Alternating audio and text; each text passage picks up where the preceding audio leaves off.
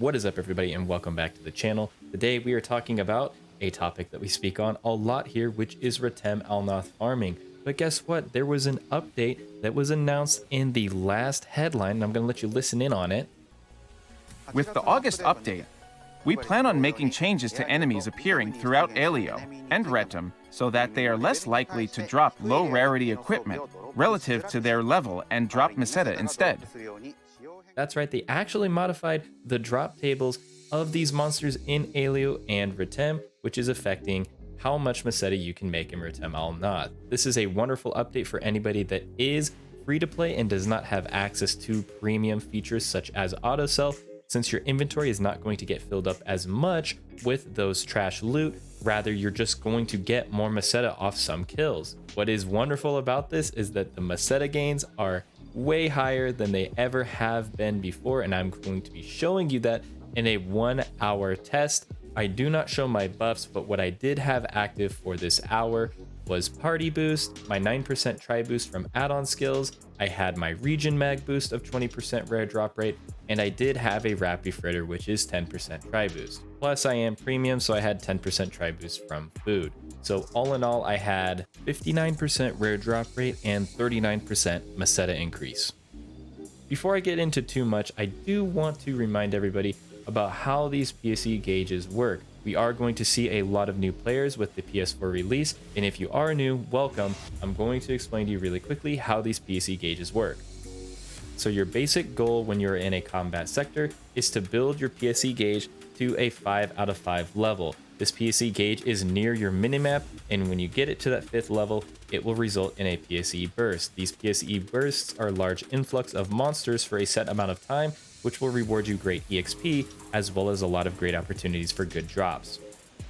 The problem is, to get the 5th PSE gauge bar, you can only achieve this by taking out a T trial on the map. The thing about these T trials is they are not guaranteed to be on the map, and there will only be one on the map at a time. So it is important to leave that T trial on the map and focus on other monster groups until you reach 4 out of 5 PSE gauge. At that point, when you're at 4 out of 5 PSE gauge, you will then ignore every other monster and head directly to that T trial, defeat those monsters, and hopefully that will trigger the 5th PSE gauge level and you will get your PSE burst. If everybody in your combat sector is following this process, you will see more PSE bursts, and this will yield more Meseta.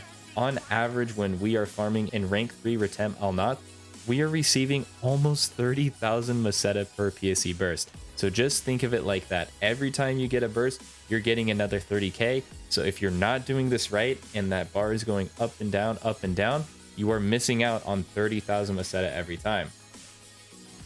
Another thing you must do in order to optimize PSE burst farming is make sure you have either your main class or subclass set to force, and you have 1 point into Eradication PP Gain. This skill is going to give you 5% of your PP back every time a nearby enemy is defeated or downed. So in these PSE bursts, you are killing a bunch of monsters. Your PP will never deplete to 0. This will allow you to infinitely cast whatever skill you are using, and this skill will allow you to kill as many monsters possible within that PSE burst. This is a tried and true method that we in the community have been using for months, almost a year now, and it is really good money, especially for free-to-play players, since you don't have to have a personal shop, you don't have to sell gear, you don't have to sell capsules. This is raw Meseta right into your wallet. So if you are brand new to the game, this is by far the best farming strategy. Now you can go to rank 1 Retem Alnoth as you are leveling up. It will be very easy to farm there and make some decent money, especially while you are progressing your account. Rank 1 Retem Alnoth has level 20 monsters, so if you are anywhere around 40 to level 45, you will be clearing those monsters extremely easy. However, the real big money is made when you are level 60 and you can go back to rank 3 Retem Alnoth. And the reason why is because you have the chance to get PSE Encores. These can sometimes happen after you defeat the PSE Climax enemy, and it spawns another PSE burst immediately right after. And after 1 hour, I was able to loot 465,000 Meseta. So yeah, making about 400 to 500,000 Meseta an hour really isn't that hard, and especially as the Waker class, it is very easy. You're just holding down one button and just going to town with Fredrin Breath. So right now, I know a lot of people have been bummed out because the capsule market has really died off since the update that made exchanging for capsules very easy and very cheap. This is my personal choice to make Meseta now, since it is very straightforward. I don't have to worry about a buyer on the other side of the personal shop.